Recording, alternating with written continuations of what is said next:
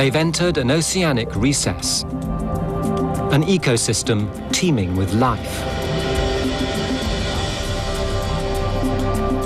Shoals of sea goldies, darting mimic blennies, and two-bar anemone fish. The same currents that carve the land have brought life to this fissure. Currents that have traveled thousands of miles across the Indian Ocean. A lot of these organisms may have arrived on one of the giant Indian Ocean currents. So say, for example, a lava started off in Indonesia, it would have taken about 5 months to cross the entire Indian Ocean, right to the east coast of Africa, and then smacked up against this vertical wall face. And that's led to this amazing diversity of creatures and colours and life forms that you can see.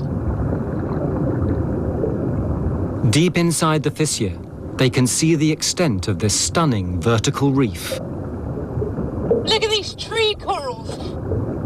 Normally, sunlight is vital for a healthy reef. But life here is especially adapted to living in the shadows. This is the green tree coral, aptly named because it's very dark green. And the reason why it can grow here and do so well here is because it doesn't contain any algae at all. Most corals are half plant, half animal, whereas this one is purely animal, and it's absolutely beautiful. Because it contains no algae, this coral doesn't depend on sunlight for survival. Like the rest of the life here, it feeds on the organisms brought in by the currents. Most of them are filter feeding, which means they're grabbing particles out of the water and feeding on them. And the reason why there's so many filter feeding organisms is because there's so much water being forced in. Food and nutrients are racing past it, which is kind of like pizza delivery in an oceanic context. In contrast to the deep and largely barren open seas, the collision of land and ocean currents creates the rich ecosystems that characterize these coastal waters.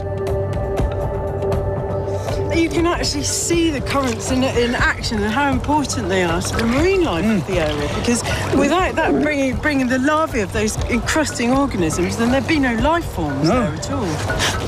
These currents help sustain one of the most important ecosystems in the ocean, the coral reef. Thank you, Tony.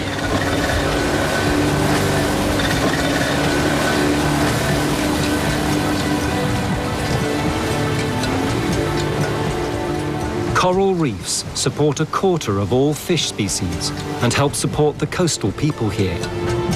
But fishing, tourism and pollution are putting reefs under pressure.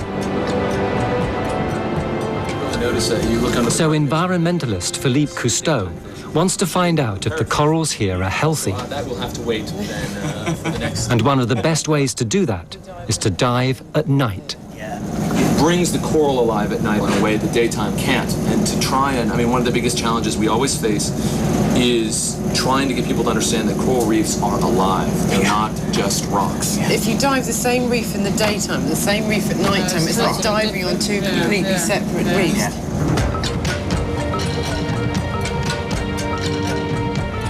But diving at night can be hazardous. At nighttime it's a lot more dangerous just because you can't see your partner as well if something goes on with lights.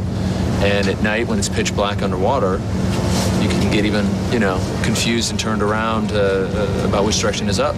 So if you're running low on air, you don't have any lights, and if going in the wrong direction, it's a bad thing. They have to prepare quickly for the dive. In the tropics, night falls fast. The sun's going down, and at this latitude it just drops like a stone. So I need to get the night dive away right now.